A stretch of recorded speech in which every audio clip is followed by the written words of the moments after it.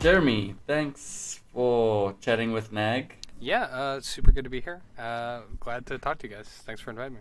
Cool. Before we, kind of dig into V Rising, I just wanted to see if you could share a little bit of light on Stunlock Studios, and how they kind of got into developing games. Yeah, so Stunlock is based out of a small town called Skövde, between Stockholm and Gothenburg, which are the two biggest cities in Sweden. But this is kind of like a small college town, like right sort of smack between them and two huge lakes. So there's like a college here that has a great game design program, and all the founders from Stunlock, about I think it was 13 years ago, they were in a class together, and basically their first game that they developed as Stunlock was like a school project. Ended up becoming a game called Bloodline Champions, which was like a intense PvP game, kind of sort of modeled in a similar way to WoW Arena, but like World of Warcraft Arena. But it was more like you could just jump straight in and play. That's like the idea. Instead of having like level a character, you just jump straight in and play. There's characters. It's all skill based and WASD movement. So they did that. They graduated. They put their studio together. They put out this game, ended up being pretty successful for like the size and like newness that they were. They went on to then do Dead Island Epidemic, which was a Dead Island IP PvP game, sort of semi-MOBA thing. Then they did the spiritual successor to Bloodline Champions, which was Battlerite. And then after Battlerite, they were kind of looking for a new challenge, like to spread their wings, try new things, challenge themselves in new ways, do a bigger scope project, and that's where V Rising came from. So they decided to tackle survival and PvP, and it's got all these PvE elements in it now. So that's kind of like where we're at now. It's actually really interesting. The place that we're in, Skövde, there's like a lot of game studios here. It's not just us. There's like, the Iron Gate, like the Valheim devs, and the Goat Simulator, Coffee Stain, and Thunderful's here. And there's like a ton of like really awesome studios. So it's like a cool little, but it's a small town. So it's like a kind of like a cool little community of like shockingly prolific game studios. And it's cool. kind of like an honor to be here. Yeah. And how did Jeremy end up being a part of the team? I played Bloodline Champions like way back in the day, when I was like just sort of like semi in college, and that was an awesome game for me at like a really hard time in my life. And so when Battlerite came out and it was like a very similar game, I got really excited and got super into it. I was like in Twitch streams all the time, and I was like in end up like hosting tournaments for it. And through like, yeah, I think so. But through hosting tournaments, like I ended up meeting some of the devs and like talking to them, and like just in other ways, I was just very present. And eventually in 2018, they asked me to like to host their Discord, like as like a part-time gig. And I was like, yeah, sure. So I did that for a little while. That ended, and then I sort of did my own thing for a little while, and when they started looking for a community manager for V Rising, they reached out to me to apply. I did. It was like kind of a difficult interview process. It was really competitive, but I managed to get it. They took a chance on me, and I'm super happy here. I'm super glad they did.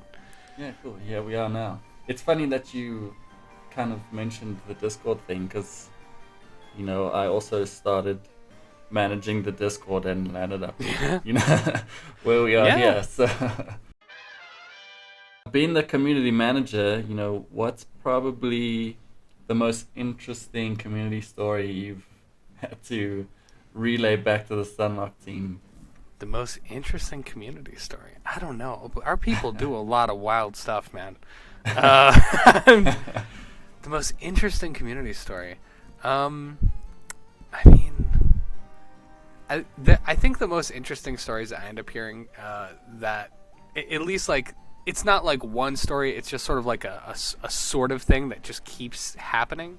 Yeah. Is like in every region there's at least one server in the official servers that is like a super intense, bitter rivalry between two like major factions that are just doing everything they can to destroy each other. And I mostly end up hearing about it so much because they end up trying to get each other banned.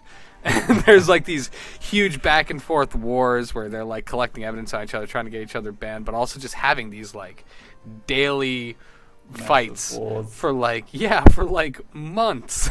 And it gets really, really rough, actually. Ooh. But it's like, I don't know, I think it's cool that people are so into it, you know? One of the, cool aspects of V Rising actually is kind of getting this clan versus clan, gameplay style coming across. Yeah. So, I mean, now that we're on the topic of V Rising, what was kind of like the inspiration or like the roots that kind of got the game from the ground where it is now? So, I've heard this story, and it's like of a bunch of sort of our like senior administrators, like people, that when we were like looking at what our next game should be, they were doing like a lot of prototyping and testing different ideas. And they were at like Max Burger, which is like a burger chain here in Sweden, and they were one of them was just like, what if you imagine like you're a vampire, right? And you wake up and you like push your way out of your coffin, and then you just like pick up a rat and you just eat it. That was like the opening.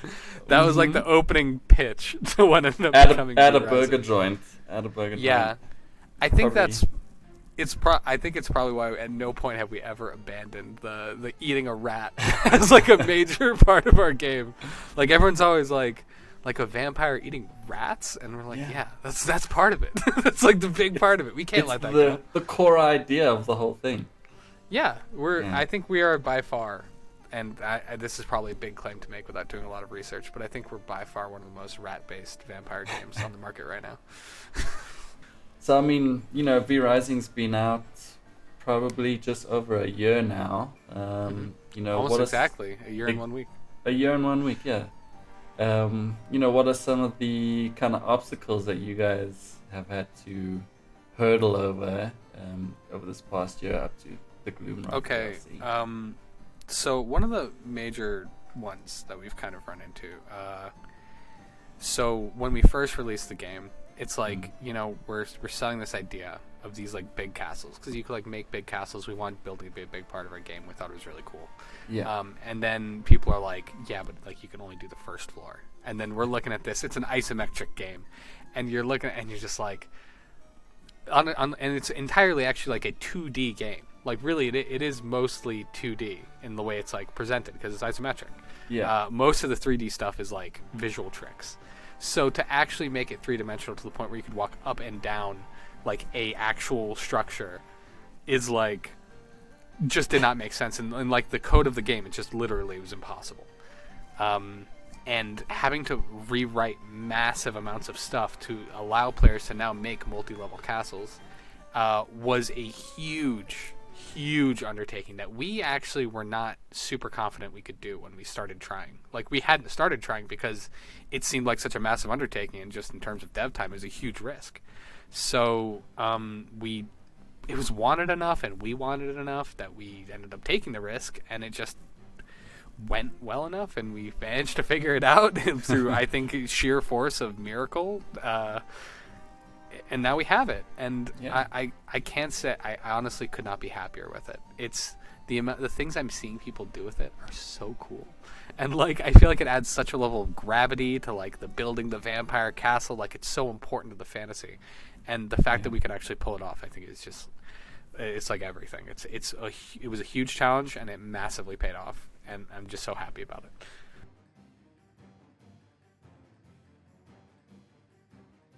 What is your personal toughest enemy in V Rising?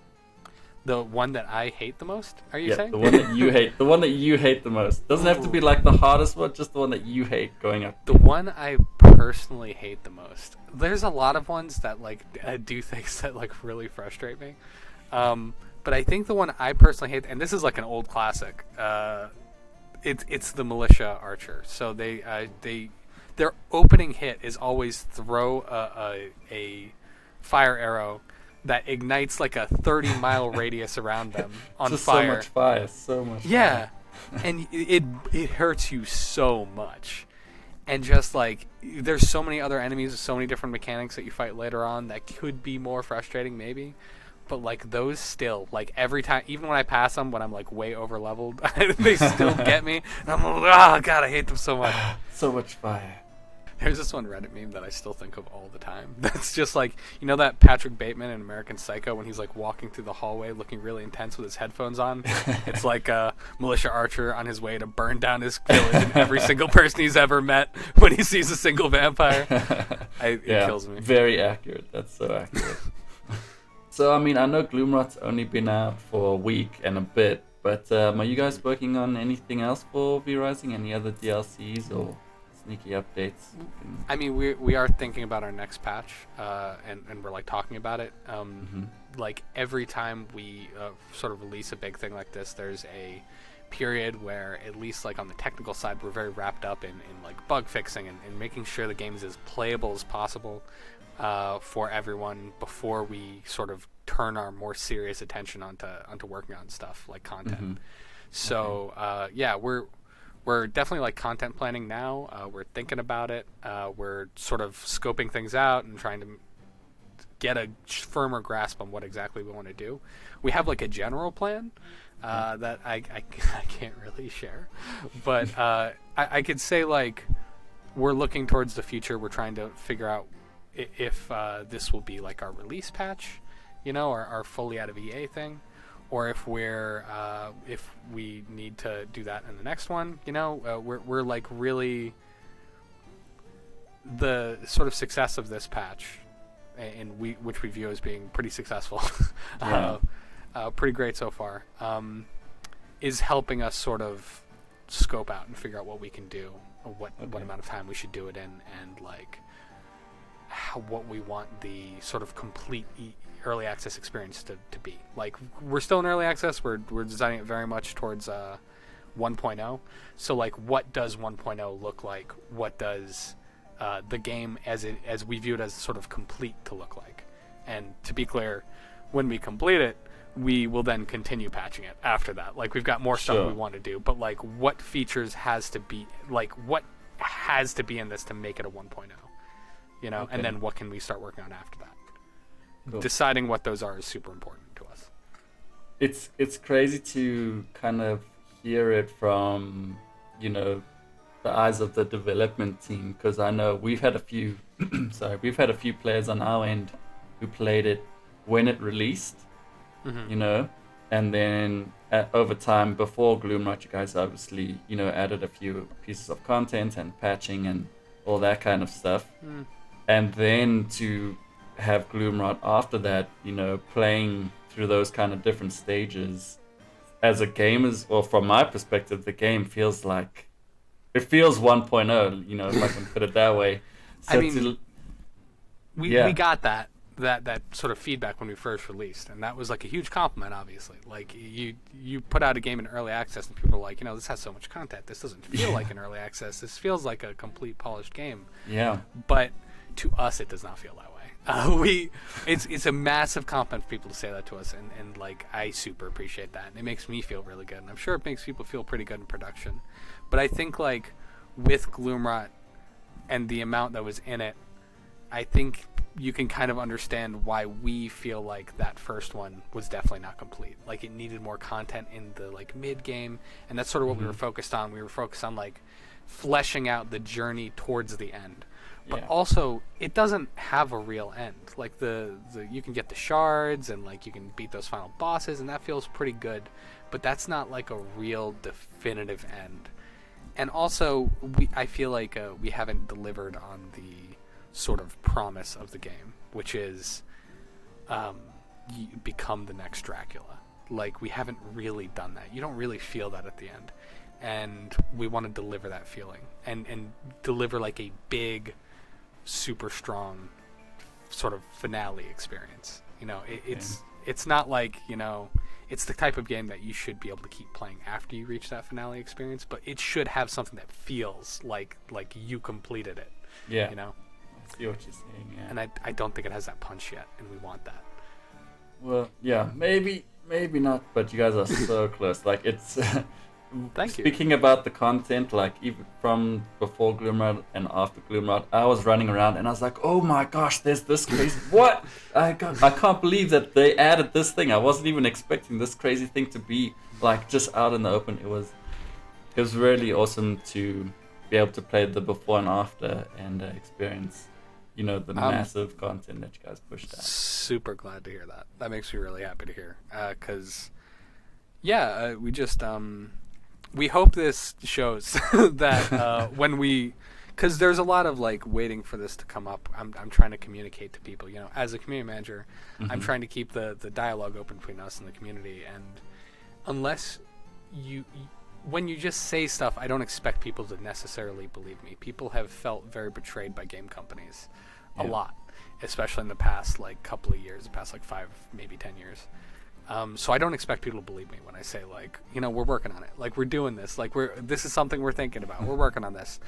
People think I'm just brushing them off, but I'm really serious about it. And I hope that what we've delivered in Gloomrot has shown people now. We have evidence that when we say I'm working on this, we're not working on this. Yeah. We're being honest and upfront and just trying to tell people what we're doing. And I hope people believe me now. If they don't, I still get it. But now that they have something in their hands, it helps, I think. Yeah, definitely. I also have a few questions from the NAG V Rising clan. Okay. One of them is, how do we convince a stray clan member to stick with the pack instead of dying 36 kilometers away? That's literally impossible. And when we figure out how to do that in studio, I'll let you know. But currently, I think maybe some kind of leash. If we could just put a leash item or something. If they're in, I'll put that up in Jira, a ticket. If they're in dog form, you can just put a leash on them. They can't go more than 30 yards, 10 yards away. Exactly. Perfect. The other one was, how many windows is too many windows? I have found that there is no limit on windows, and that you cannot. If every single wall is a window, you're doing fine. Yeah. It's a vampire castle. It's gotta have big floor to ceiling windows everywhere. Everywhere. Especially if you are putting together. This is a very serious. I might be making enemies here. If you have a throne room and you don't have a dozen windows on your back wall, what the hell are you doing? Yeah. Is it even a throne room? It's not. It's not. Oh, you need drapes. You need. But every wall. I'm just getting every wall can be a window. I'm gonna give that back to the NAG clan so that we can make some adjustments. So. Yeah. Why would you not? It blocks sunlight. Yeah. Exactly. It's special glass. I don't know what kind of glass it is yet, but at least it's some good glass. Vampire glass. Vampire glass. I have a hand in the lore writing in this game, and I'm declaring that it's vampire glass, special glass. Sun King vampire glass, yeah. You should put that in the little blurb underneath the windows, just so people, when they're standing in the window, they're like, oh, why am I not getting sunburnt? Vampire glass.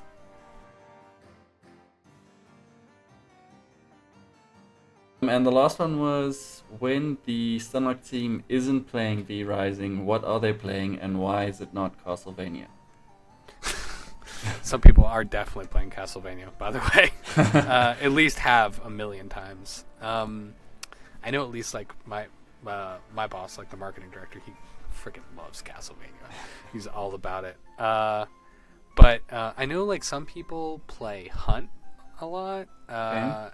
And I don't know. We played Don't Starve as a group for a while. There was a while where I think it was either before I started working with the studio or right after, but there were group Among Us games for a little while. Those were fun. We have a ping pong table, and our creative director and tech lead are very intense about ping pong. Ping pong tournament sounds good. Yeah. Aside from that, just people, they're playing everything.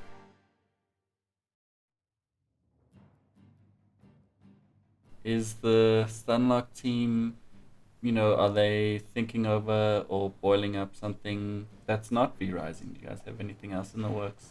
No. No, we don't. We're completely focused on V-Rising right now. Okay. Full on vampires eating rats and just. Yep, we're all vampires eating rats right now. We got time for nothing else. Awesome. Cool, Jeremy. Thanks so much for answering all our questions and filling us in on what's happening out there in Sweden. And I look forward to whatever else you guys come up with. Okay, awesome. Yeah, thank you so much. It means quite a bit. And it was fun. Thank you so much. Cool. Thanks, man. Have a good one.